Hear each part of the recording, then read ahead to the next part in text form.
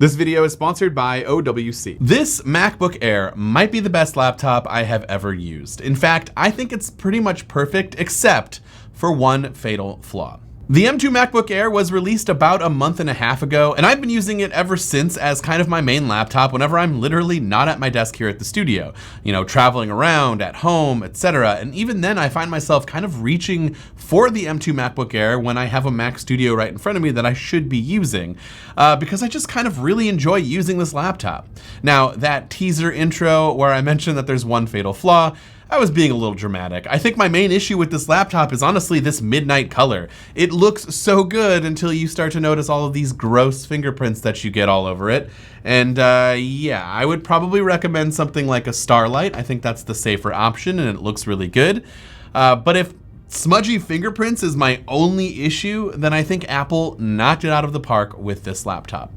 It's quite honestly the perfect machine in my opinion as kind of a whole. When you look at everything that you get, it's not perfect for every single little detail, but it's the major things that really count. Obviously, if I wanted to make it perfect for me, I would change a couple of tiny things, but I really could not be more happy with it overall. Now, over the last month or so, I've actually used two variations of the M2 MacBook Air, so my opinions really evolved after picking up the second model. Now, the first model that I used was the base 8GB of RAM, 256 gigs of internal storage model with the M2 chip that gives users an 8-core CPU and an 8-core GPU. That model was really great for everyday tasks like writing up scripts, emails, browsing the web, watching videos, all that stuff.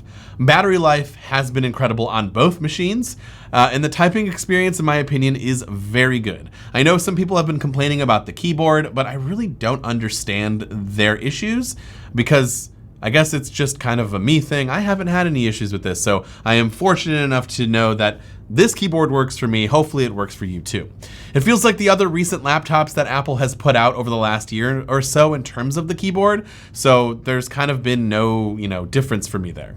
The M2 chip cuts through these tasks that I've mentioned before with perfect thermal efficiency and great performance, but I do recommend that you do not pick up the base model unless you plan to only do what I highlighted and really don't want to expand into anything else. The more you start to do, the more apps you add, the more photos you add, the media that you download, the less and less space you will have. And that's not great with something that's only 256 gigs of internal storage.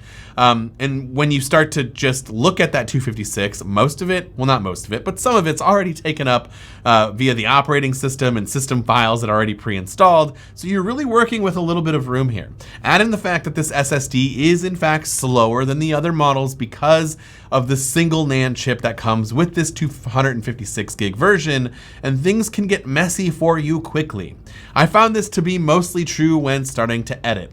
Final Cut libraries get really large. Adding in 4K video files, it's a lot of space that's being taken up. And then it starts to eat into performance. And that's not something that you want if that's what you plan to use this laptop for, which is not what I thought I was going to be using this laptop for. But then over the last few weeks, I started to use the custom M2 MacBook Air that we ordered right at launch that has the 24 gigabytes of RAM, 1 terabyte of internal storage, and an 8-core CPU and a 10-core GPU.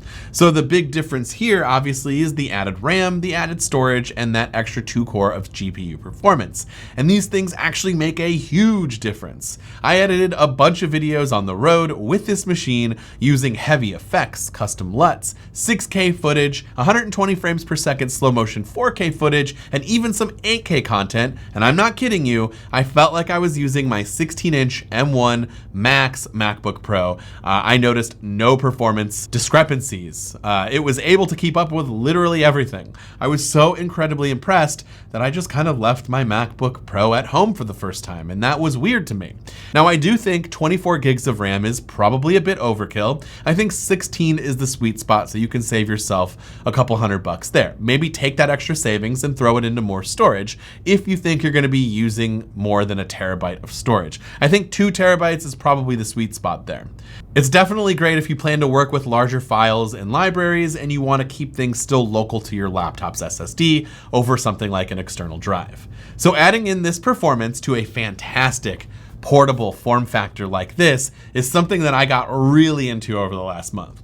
Being on a plane, and I can't tell you enough, When you have that tray table down and you have a 16-inch laptop on there, albeit I really do love how massive and great that display is, this form factor is so much better in that specific scenario. Even when you're at a coffee shop and you're at a small table, just having the ability to have that extra space, but still have a nice 13.3-inch screen to look at with that reduction of bezels, which makes it look so much nicer. Yeah, it even comes with a notch at the top, but those things don't matter.